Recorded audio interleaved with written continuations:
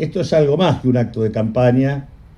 En realidad lo nuestro intenta marcar un símbolo, y el INTI es un símbolo de muchas cosas, y también es una marca de identidad que queremos plantear al estar acá, ¿no?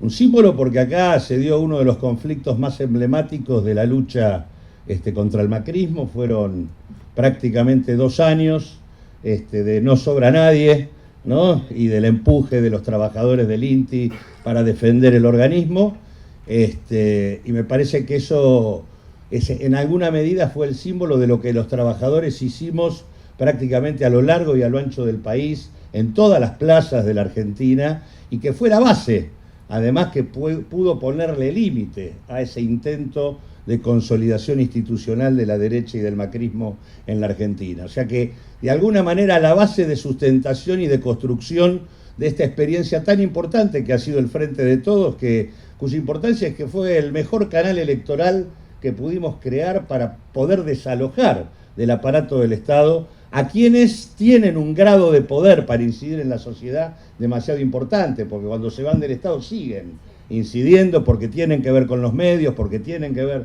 con el poder económico, porque intentan una y otra vez neutralizar e impedir la posibilidad de que los sectores populares y las mayorías nacionales puedan afirmar un proyecto de país como el que necesitamos. Así que en ese sentido el INTI es todo un emblema, y un emblema además que tiene que ver con que acá hubo 258 despidos y un intento brutal de desarmar esto, diciendo con claridad que Argentina no tiene que ser lo que efectivamente es, porque en realidad cuando caminamos por acá nos damos cuenta, ¿por qué estos tipos no pueden triunfar nunca? ¿Por qué a la larga no van a poder triunfar a pesar de todo el poder que tienen? Porque nosotros somos un país importante, con un nivel de desarrollo tecnológico y productivo que ya existe, que por más que lo han intentado destruir, las bases siguen estando. Y uno transita por acá y ve equipamiento, ve tecnología, pero sobre todo ve cabeza, ve recursos humanos calificados que intentaron vaciar y destruir y que sin embargo no lo lograron. La resistencia principal que la Argentina tiene para modelos de minorías, como el que en todo caso nos plantean, es esa. Y me parece que es una marca de identidad también por el tema de que esto habla de lo que somos, industria. Industria no hay en muchos países del planeta, Son una treintena de países los que tienen capacidad industrial. Nosotros somos uno de ellos, a pesar de todo lo que han hecho desde el 76 para acá para destruir la industria de la Argentina. Uno de los pocos países del mundo que tiene capacidad industrial es el nuestro. Y tenemos capacidad para profundizar ese desarrollo y profundizarlo en serio.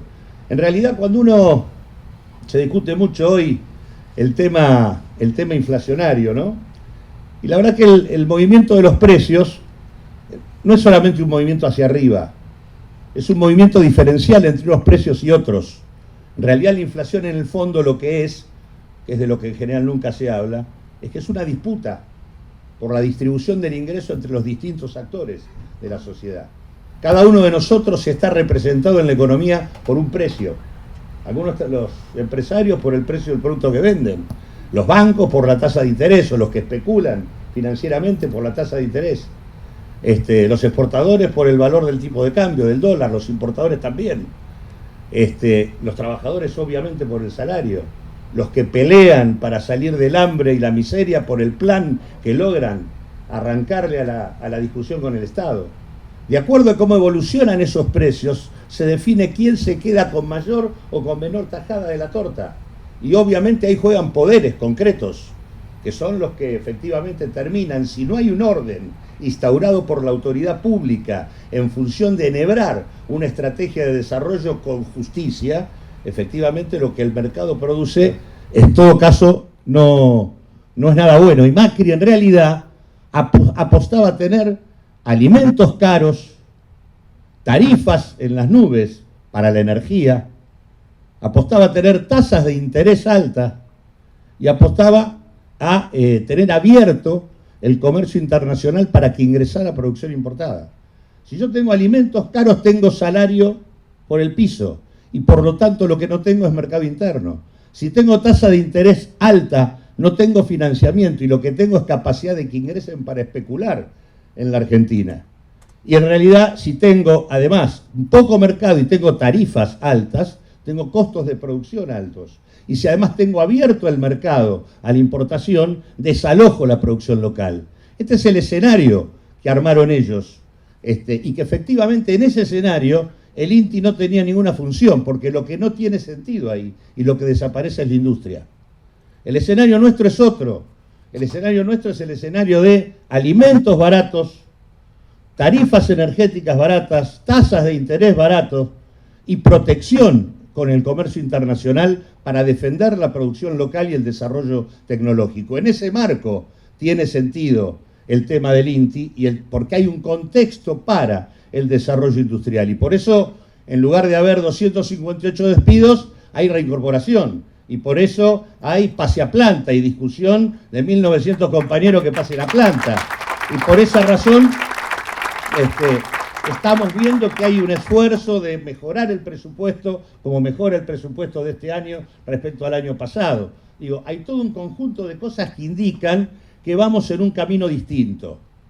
Ahora, hay que hacerse cargo de que algunas cosas no nos salieron bien y que estamos en un momento complejo que hay que tratar de levantar y hay que tratar de ir a buscar hasta el último voto posible para la discusión que viene el 14 de noviembre.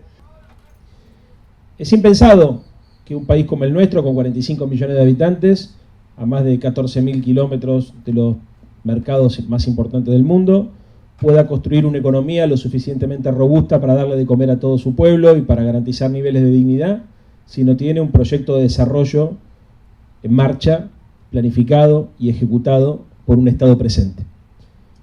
Y la pelea que tenemos con la derecha hoy en este momento es una pelea que va en los tres límites de los que les decía recién, porque no se trata solamente de discutir cuánto sale ese Estado, cómo se financian esas políticas públicas, sino se trata de discutir también si se necesita efectivamente un Estado que cumpla esa función y si éticamente es justo que el Estado intervenga para garantizar los derechos de todas las personas. Y lo digo porque hoy la derecha está trabajando en una lógica muy perversa, donde pone en cuestionamiento lo social y lo político al mismo tiempo. ¿Cómo construyeron el consenso para avanzar sobre el INTI y sobre la política industrial durante la gestión de Macri? Poniendo en cuestionamiento la idea de que la responsabilidad del Estado era garantizar los derechos de todas las argentinas y de los argentinos. Extremaron la lógica del mercado, su mercantilización lo llevó a pensar una sociedad de mercado, donde las personas se resuelven individualmente sus problemas y donde se construye una suerte de darwinismo social, donde a partir de una lógica hiperindividualista, los seres humanos, las personas, las empresas, las familias resuelven individualmente sus problemas y sobrevive el más apto. Y quien pierde queda excluido de la realidad. Esa es una idea perversa para quienes sostenemos otro tipo de valores, como la idea de la solidaridad, como la idea de la igualdad, pero es una idea que está tratando de ser instalada en el sentido común de nuestra sociedad. Esta lógica darwinista, insensible, generó, por ejemplo, que en plena campaña electoral un sector de la derecha salga a recorrer las villas de nuestra ciudad diciendo que el problema del empleo se resolvía eliminando las indemnizaciones. O llegó incluso a permitir que un sector de la derecha saliera a decir que para combatir la inflación había que boicotear el congelamiento de precios. Absurdos que se duplican en su irracionalidad cuando lo pensamos en el marco de una campaña electoral. Pero si esto sucede, no es porque se están equivocando. Si esto sucede es porque están montando un programa de modificación del sentido común, un programa cultural de alteración de los valores constitutivos de nuestra sociedad para cambiar morfológicamente nuestra sociedad, no solamente en términos económicos, sino en términos sociales, culturales y éticos. Están creando las condiciones políticas para que incluso las víctimas del sistema terminen justificando las políticas de exclusión. Y lo hacen desde una perspectiva no solamente cínica, sino además irresponsable, porque quienes conocemos en qué terminan este tipo de cosas, sabemos que finalmente, como la lógica del escorpión y la rana, se terminan perjudicando ellos mismos, porque cuando ponen en marcha este tipo de políticas, finalmente pierde la economía en su conjunto y finalmente quienes suponen que o dicen defender los intereses del capital terminan siendo perjudicados por esas mismas políticas. A los datos me remito. Las empresas que producen alimentos, que son formadoras de precio en el mercado argentino, son las que perdieron dinero en sus balances durante la gestión de Macri y lo recuperaron durante la gestión de Alberto. Entonces, la realidad política argentina tiene este grado de complejidad que tenemos que saber abordar. Es increíble que un industrial que perdió dinero durante la gestión de Macri y que ganó durante la gestión de Cristina y vuelve a ganar durante la gestión de Alberto, sostenga las políticas neoliberales en este contexto. Es absolutamente increíble. Es increíble que sectores populares importantes en la ciudad de Buenos Aires voten candidatos que sostienen que la forma de resolver los conflictos sociales en la Argentina es quitando derechos laborales. Es increíble. Pero nosotros tenemos que entender que en este contexto es donde nos toca hacer política. Por eso también elegimos venir acá, porque es una forma de hablarle a la sociedad.